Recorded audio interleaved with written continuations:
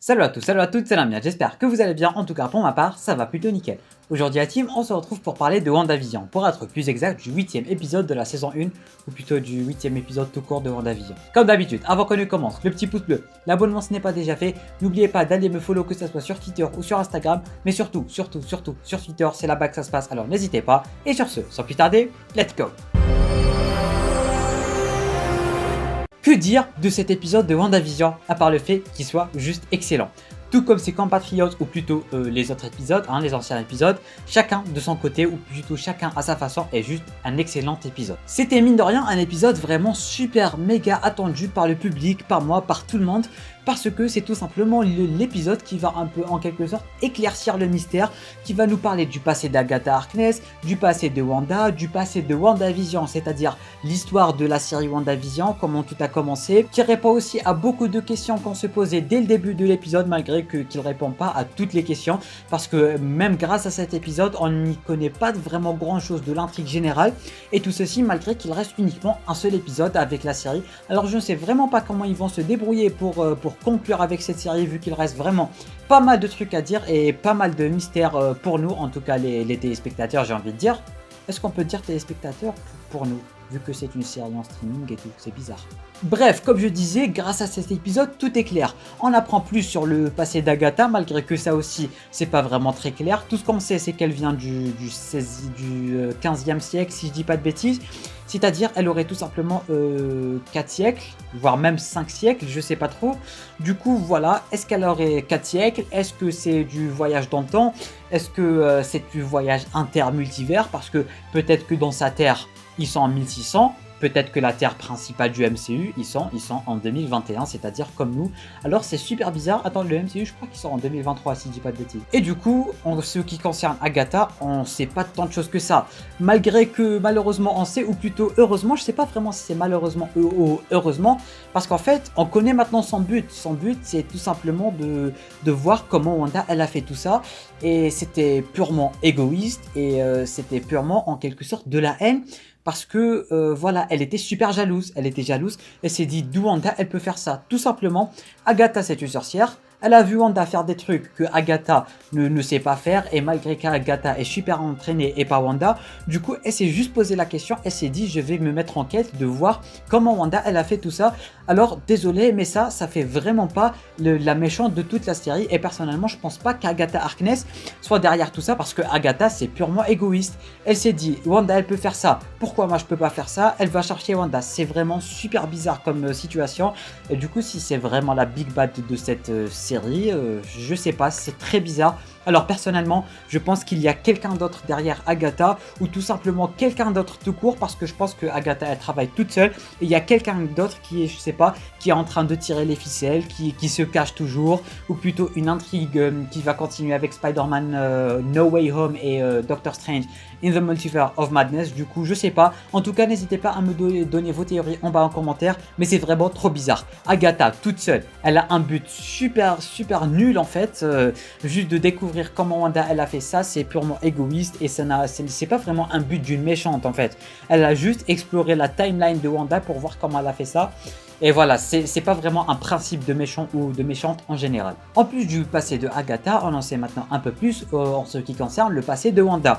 En effet, Wanda, voilà, on la connaît, mais on ne la connaît pas tant que ça. On connaît légèrement ses origines avec la Sokovie, etc., etc. La mort de ses parents, le fameux missile Stark qui n'a pas explosé, et on va y revenir un peu plus tard parce que ce missile, il m'intrigue vraiment, et j'ai pas vraiment compris ce qu'il voulait faire avec ce missile. On y revient un peu plus tard. En tout cas, Wanda, on en sait maintenant beaucoup de choses concernant ce personnage, notamment quand elle a rejoint Hydra, et quand la pierre elle a en quelque sorte explosé, et on voit Scarlet Witch sortir de cette pierre. J'ai adoré cette scène, elle était immense cette scène, c'était vraiment super beau, et du coup là aussi il y a beaucoup de choses à dire à propos de cette scène et du passé de Wanda en général. Et en plus du passé de Wanda, on a le passé de la série, c'est-à-dire on a le passé de WandaVision. En effet, on sait maintenant d'où vient tout cet univers que Wanda a créé, créé, comment elle a créé, dans quel but elle a créé, comment elle a trouvé Vision, et du coup elle n'a tout simplement pas volé Vision à ce que je crois, et du coup peut-être que le Sword n'est pas ce qu'il prétend être, ou du moins le directeur du Sword n'est pas ce qu'il prétend être, parce qu'on a vu Vision être créé à partir de Wanda. Et à la fin, ou plutôt dans la scène post-générique, on voit un autre Vision. Et du coup, le directeur, il avait dit que Wanda a volé Vision, et c'est tout sauf ce qu'on nous a montré durant cet épisode. Du coup, est-ce que Wanda n'a tout simplement pas volé Vision et qu'elle a créé une nouvelle Vision, et que Vision qu'elle était censée avoir volé, c'est ce que avait dit le directeur, c'était tout simplement le Vision de la scène post-générique. Il faut me suivre un peu avec cette vidéo, je sais que c'est un peu flou tout ça, mais en gros, peut-être bien que Wanda n'y est pour rien. C'est vrai que son chagrin, lui a fait faire beaucoup de choses, notamment toute la vie de Westview, mais je doute vraiment que ça soit Vision ou bien qu'elle ait vraiment volé Vision. Le mec, il nous avait montré des caméras de surveillance, mais dans cet épisode, on voyait que Vision, il était en quelque sorte sorti de Wanda. Et à la fin, on voyait un tout nouveau Vision. Alors, je sais vraiment pas ce que ça veut dire. Peut-être que j'ai raté quelque chose durant cet épisode, mais j'en doute fort.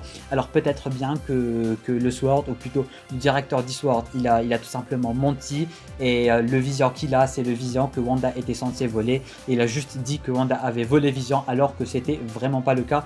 Parce qu'on avait tout simplement vu qu'elle s'est cassée, qu'elle a créé la maison et que Vision, il est sorti d'elle. Alors, à part ça, je ne vois vraiment pas d'autre explication. Et du coup, pour résumer la situation, alors en gros, Wanda, elle voulait tout simplement faire un enterrement pour Vision, ce qu'il méritait plutôt, et pas du tout en même temps, je sais pas vraiment quoi en penser, mais en gros, ils ont refusé, elle a trouvé que c'était un peu, voilà, il était décapité et tout, voilà, il voulait en quelque sorte le recréer, il voulait voir comment il marchait, ça nous concerne pas vraiment, et là, qu'est-ce qu'elle trouve? Elle trouve un plan que Vision avait préparé pour les deux, ou plutôt pour leur vie de couple, et là, et c'était à Westview. Du coup, elle va à Westview, elle va à l'endroit exact du plan de Vision, et là, elle tombe de chagrin, et c'était vraiment une scène mythique. J'ai vraiment adoré la scène, c'était très rempli de sentiments. J'ai adoré cet épisode, était vraiment rempli de sentiments, d'émotions fortes, et je sais pas si je devrais dire nostalgie, parce que ça concerne aussi Avengers, l'ère d'Ultron, qui est plutôt loin maintenant, 2015 si je dis pas de bêtises. Alors voilà, en tout cas les émotions étaient vraiment là, c'était présent.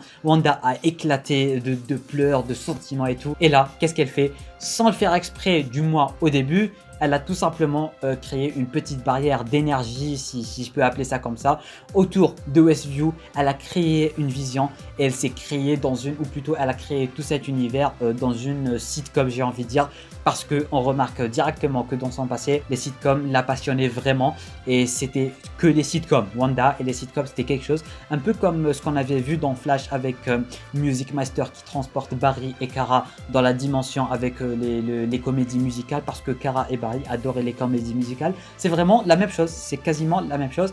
Et du coup, Wanda, elle a tout simplement créé un univers dans une sitcom où elle pourrait se sentir bien avec Vision et oublier les problèmes et le chagrin, parce qu'on a clairement vu que Wanda, elle est clairement démolie. Pour revenir un peu vers le passé de Wanda, et en ce qui concerne le missile dont il nous avait parlé durant Avengers, l'heure d'Ultron, le missile Stark, du moins pourquoi ils en voulaient à Stark, du coup apparemment, mais j'ai vraiment pas compris cette scène, c'est que Wanda et Pietro, ils étaient cachés sous un lit, si je dis pas de bêtises, et du coup le missile, je crois que Wanda, elle avait remarqué que c'était un missile détecteur de mouvement, c'est pour ça qu'elle a dit à Pietro de ne pas bouger. Après ça, on l'a vu faire un genre de truc devant le missile avec ses mains. Et du coup, est-ce qu'elle aurait tout simplement pas annulé le missile? Ou plutôt, est-ce qu'elle aurait pas désamorti le missile? Ça, je me pose vraiment toujours la question. Est-ce qu'elle aurait pas déjà ses pouvoirs, et que la pierre, elle a juste été comme un élément déclencheur? Il y a beaucoup de théories qui parlent de ça, et même peut-être qu'elle avait déjà ce gène de mutant, si je peux dire ça comme ça, et que la pierre d'esprit a tout simplement servi comme élément déclencheur. Parce que voilà, la scène, elle était vraiment pas claire. On voyait Wanda faire un truc avec ses mains, et l'instant d'après, elle est grande et elle est sortie du lit. Alors peut-être qu'elle a tout simplement désamorti la bombe elle-même plutôt, et du coup peut-être qu'ils avaient tout simplement leur pouvoir avant la pierre, et la pierre, elle a été la seule qui a pu en quelque sorte déclencher ses pouvoirs. Et comment j'appuie cette théorie? Avec tout simplement la scène d'avant, ou plutôt la scène d'après, quand elle est chez Hydra. En effet, on a entendu les commandants dire que la pierre, ou plutôt que l'expérience, n'a marché avec personne et que tout le monde est mort avec cette expérience. Alors pourquoi ça a marché avec Wanda? En effet, on a directement vu la pierre se détacher du sceptre et aller vers Wanda et exploser. On a pu voir la silhouette de Scarlet Witch sortir de cette pierre. Alors personnellement, ma théorie c'est que Wanda avait déjà des pouvoirs, elle avait des mini-pouvoirs et elle avait son gène de mutant en elle, si je peux dire ça comme ça, surtout vu que le MCU il cherche à reprendre les mutants et tout. Du coup peut-être que ça serait tout simplement la base des mutants et la base de l'apparition des mutants, et que les pierres d'infinité en quelque sorte ont servi en quelque sorte à reproduire le gène des mutants. Et peut-être, je dis bien peut-être, bon là je vais un peu m'aventurer dans le futur, mais peut-être que les mutants en général et leur arrivée de la Fox à Marvel, en fait peut-être que le snap de Thanos, vu que c'est les pierres d'infinité et que ça concernait tout l'univers entier, peut-être que le snap de Thanos il aurait tout simplement servi à enclencher les gènes de mutants des autres X-Men, quoi, des autres mutants en général. Alors voilà, ça c'était ma théorie, n'hésitez pas à me dire vos avis là-dessus en commentaire. Mais en tout cas, ce que j'essaie de dire c'est que la pierre elle a servi comme élément déclencheur à déclencher les pouvoirs de Wanda et que Wanda avait déjà ses pouvoirs et que c'est grâce à elle que le missile n'a pas explosé. Et je crois que Agatha, elle aussi, elle a compris, vu que après ça, on a remarqué que Vision, voilà, il y avait un certain attachement entre Wanda et Vision dès la mort de Pietro. Et après, il y a eu la fameuse scène où elle a créé tout l'univers à côté de Westview. Après ça, elle ouvre les yeux et là, on a Agatha avec les deux enfants de Wanda et je commence à douter des enfants s'ils sont réels. Oui, ils le sont tout simplement pas. Alors voilà, je sais vraiment pas quoi penser de ces enfants. Mais en tout cas, si j'ai une seule chose à dire, c'est que le costume de Agatha, il est juste excellent. J'ai adoré le costume, il est super bien fait. Agatha, j'adore son costume. Et en parlant de costume, en parlant de cette scène, elle a appelé Wanda la sorcière rouge, ce qui peut être traduit en anglais et ça ferait beaucoup plus badass. Scarlet Witch, elle a appelé comme ça. Alors pourquoi pas que Wanda pourrait tout simplement utiliser ce pseudo à l'avenir du MCU, notamment dans Spider-Man, dans Doctor Strange, etc. et tout l'avenir du MCU. Pour résumer tout ça, je sais vraiment pas quoi penser de la Vision, ou plutôt de Vision, celui de la chaîne post-générique. Tout ce que je pense, c'est que, je l'avais déjà dit auparavant, c'est que c'est le Vision qu'ils étaient en train de décapiter et tout. En ce qui concerne Agatha, je pense vraiment pas qu'elle est toute seule dans cette intrigue parce que c'est quand même con comme intrigue. Et ils se sont vraiment investis corps et âme, que ce soit tout le MCU et toute l'équipe en général. Et du coup, je pense pas vraiment que ce soit uniquement Agatha qui soit derrière tout ça. Ça fait con et ça fait bizarre en quelque sorte. Alors, personnellement, je pense qu'il y a quelque chose d'autre, qu'il y a quelqu'un d'autre derrière tout ça, ou plutôt quelqu'un d'autre tout court, parce que peut-être que Agatha, elle est tout simplement en recherche de quête uniquement pour elle. Voilà. Du coup, il reste beaucoup de questions et beaucoup de réponses à ces questions qu'il va falloir découvrir lors du dernier épisode de la semaine prochaine. Et ce qui va être chaud, c'est que là, on est vendredi, d'un vendredi à un autre, on veut crever en fait, tellement il y a un cliffhanger de malade. Est-ce que vous savez que la semaine prochaine, on va avoir un cliffhanger de malade, mais il ne faudra pas attendre une semaine. Il va falloir attendre Spider-Man et Doctor Strange. Et oui, c'est chaud, hein, c'est chaud, j'avoue. Alors voilà, je crois que j'ai dit tout ce qu'il y avait à dire à propos de cet épisode de WandaVision qui était juste excellent. N'hésitez pas à m'éclaircir un peu les idées et me donner vos théories en bas en commentaire. Le pouce bleu pour le soutien, l'abonnement ce n'est pas déjà fait et si tu kiffes le contenu global de la chaîne, n'oublie pas d'aller me suivre sur Twitter et sur Instagram. On approche à grands pas des 1000 ou plutôt des 2000 abonnés. Merci, un grand merci à vous la team, tout ça c'est grâce à vous. On peut aller plus loin, alors n'hésitez pas. Et sur ce la team, je vous dis à très bientôt pour une toute nouvelle vidéo. C'était Namiad, portez-vous bien.